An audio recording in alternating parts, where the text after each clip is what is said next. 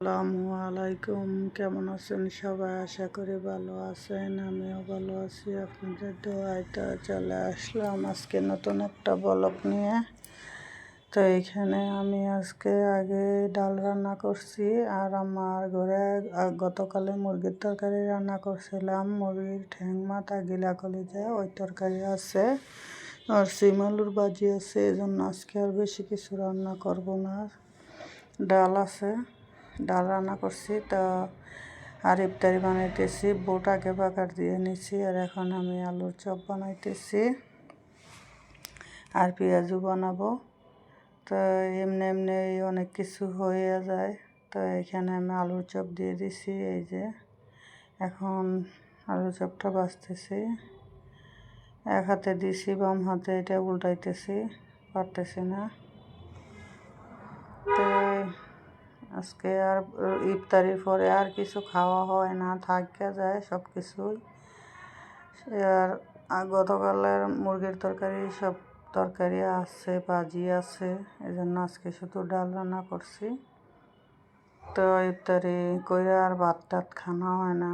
এখন ইফতারিটা একটু বেশি করে বানাইলে আবার ইফতারিটা সবাই খায়, এই জন্য ইফতারি বানাই। তো এই যে আমার আলুর চপ হয়ে গেছে। এখন আলুর চপ আমি সবগুলো উঠায় নিতেছি একটা একটা করে। এই যে আর আমার এই তাওয়াটাতে অনেক সুন্দর করে সব কিছু ভাজা হয়, তো এইটাতে বেশি করে দেওয়াও যায় একসাথে। এই যে আর ছোটো কড়াইতে দিলেও একটা দুইটা চারটা করে দেওয়ান লাগে, দেরি হয় অনেক ওগুলি। তো এইটাতে আমার অনেক সুন্দর হয় বানাইতে, আমার কাছে ভালো লাগে।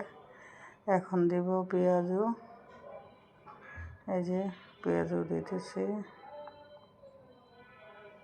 তো পেঁয়াজু ইফতারির সময় খাই। আর মেয়ে তো ধরেন রাতে কোনো ঘুমায় না, দিনের বেলা ঘুমায়, উঠে 3টা 4টা বাজে দিনের উঠতে, তখন আর কয়টা ভাত খায়, খাইলে আর ইফতারি খায় না। ইফতারি খায় যে রাতে 10টার দিকে হয়, ওরগুলো রাইখা দিই, তখন রাতে 1টা 2টা করে খায়। আর আমরা তো ইফতারির সময় খাই, খাইলে আর আমি ভাত খাই না। তো এখানে আমি কথা বলতেছিলাম, আর এখানে পেঁয়াজু বানাইতেছি। এই যে অনেকগুলোই বানাইছি পেঁয়াজু আলুর চপ। আমার ছেলেও ইফতারি পছন্দ করে, তো এই জন্য ইফতারি বেশি করে একটু বানাই।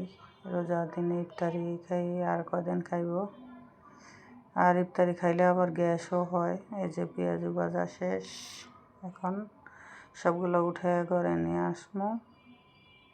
খেজুর আছে, বুরিন্দা আছে, এই যে ইফতারি।